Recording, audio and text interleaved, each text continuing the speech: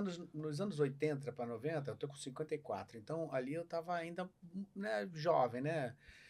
E eu não lembro, eu tenho uma péssima memória, assim, desse período, assim, eu não lembro exatamente da época como era o movimento punk no Rio de Janeiro. São Paulo, ele foi mais forte, né? Eu lembro que ali eles realmente iam para cemitério e tal. Não sei se aqui no Rio Ainda não tinha essa não, coisa, é não coisa tinha. nova, ir para cemitério é coisa mais recente, né? É. Não Não, tinha nos não, anos naquela 80. época dos 90 acho que Eu tinha, não hein? conhecia E ninguém de que ia para São Paulo eu cemitério. cheguei a De ver. repente, São Paulo tinha. Não, eu tô falando de São Paulo. Tá. Eles já foram para um lado assim, mais essa coisa mais sombria e tal, aquela coisa de usar aqueles anéis com. Acho que São Paulo sempre foi mais visual e mais. É.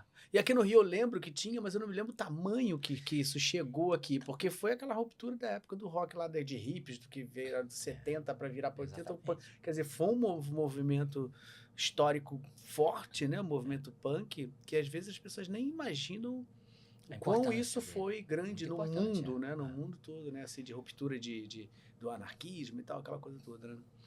O que acontece? Fala. Não, fala aí, mas a gente pode pegar depois esse gancho que ele tá falando, porque aí acho que tem a ver com o teu trabalho, né? Mas tu falou alguma coisa antes, Cláudio? Eu acabei Não, eu tô falando, o que eu tava falando assim, sobre essa, que eu não lembrava tão bem, eu lembro, quando eu falo em movimento punk naquela época, eu lembro na minha cabeça que era mais forte em São Paulo do que Rio de Janeiro, por isso que eu tô levantando no isso. No Rio, você tinha movimentos fragmentados, você tem o Meyer, com uma danceteria que era o Dance Meyer, você tem Campo Grande, pista de skate, você tem Olaria, então você tem fragmentos. São Paulo isso é muito mais intenso, inclusive herdando aquela coisa do punk inglês, né? Porque o punk, na verdade, como um movimento assim de bandas tocando, começa em Nova York no início da década de 70. Depois, já na metade da década de 70, quando ele vai para a Inglaterra, ele começa a ter aquela questão de protesto social junto, né, com a música. Que foi de Sex Pistols. The Clash, Sex Pistols. Slayer. E de visual também, né? De visual. O cabelo moicano vem do punk inglês, né? E quando isso chega no Brasil, o punk enquanto protesto social acontece pontualmente em São Paulo, né? Mais em São Paulo, com um monte de bandas que hoje em dia são clássicos, né? Naquela época ninguém dava importância, mas são inclusive clássicos do punk. Você tem, por exemplo, o Maximum Rock and Roll, que é um fanzine, se não me engano, em inglês, agora pode ser inglês ou estadunidense, mas ele coloca a banda Olho Seco como uma das bandas mais importantes do punk do mundo, é uma banda de São Paulo. Legal. Né? A banda paulistana. Então, Ratos do Porão. Ratos de Porão, Cólera, Inocente, Garotos Podres é um clássico, existe. Porque eu lembro. Garotos Podres existe com uma nova formação.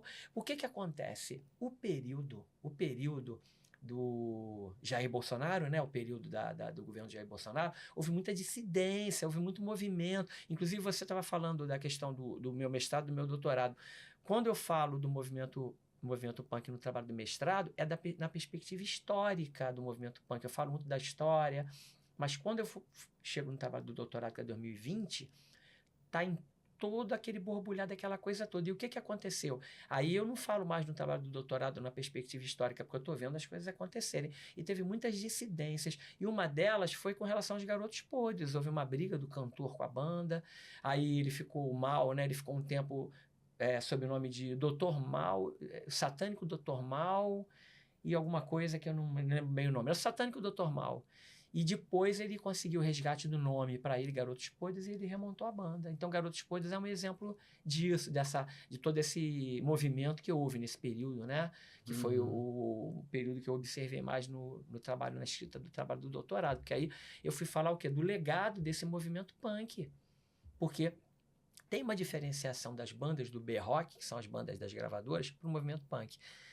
O historiador inglês Eric Hobsbawm, ele fala no livro dele chamado A Era dos Extremos, que na década de 80 houve uma grande venda no segmento rock em países menos politizados.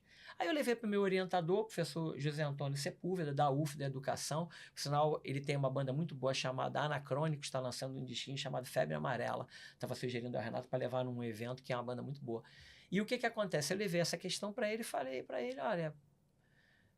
o movimento punk era um movimento politizado e trouxe esse legado para o trabalho. Porque o que você vê hoje em dia? Você vê o João Gordo, que é o cantor dos Garotos Podres, distribuindo comida para morador de rua. Eu cheguei até, acho que ele até tem imagem disso aí, se eu não me engano. Tem o pessoal, Clemente e outras pessoas fazendo um documentário sobre a influência da censura e da ditadura no movimento punk. Existe uma APA, área de preservação ambiental. Olha, esse é o projeto do João Gordo. Pô, muito legal, sabe? Porque eu não sabia disso. Inclusive tem uma foto do João Gordo com o padre Júlio Lancelotti. Sabe que quando eu maneiro. imaginaria, em 1986, Cara, jamais. 86, o João Gordo abraçado com um padre? Só nem nos meus Bom, mais há loucos de sonhos. também de se lembrar que o padre Lancelotti não é um padre muito, né? Ele é um padre humano. É um padre né? punk. E aí é que a gente encontra a relação da educação com o movimento punk. Porque, Exato. olha, isso é uma educação integral, né? Uma educação humana. Você pode dizer que o João Gordo é um cara que fala palavrão pra cacete, mas você não pode dizer que ele não é um cara que seja mais educado do que a maioria das pessoas que você conhece, porque isso faz parte do processo de educação também. Né? E esse projeto é o projeto dele com a esposa, são pratos veganos, né? E eu abordei esse assunto no trabalho. Inclusive, tem um momento que ele faz um sorteio de uma guitarra que é para ajudar no projeto. Então, ele, né, sorteia, pega os recursos dele e direciona para isso. E a própria questão de saúde, né? Que ele comenta para ele mesmo, né? De como isso melhorou A vida performance, dele. o show da banda e vai adiante, né? Você passa adiante. E Né? preservou a vida dele, né? Que estava Exato. mal de saúde. E o show tá excelente, né? Os caras tocaram há pouco tempo ali com a turnê de despedida do Exploited, né? Exato. E eu vi com o Napalm Death, já que a gente falou do circo. Vi com uma noite calma e tranquila. Uma noite boa para se deitar e dormir Exatamente, tranquilamente. Só que não.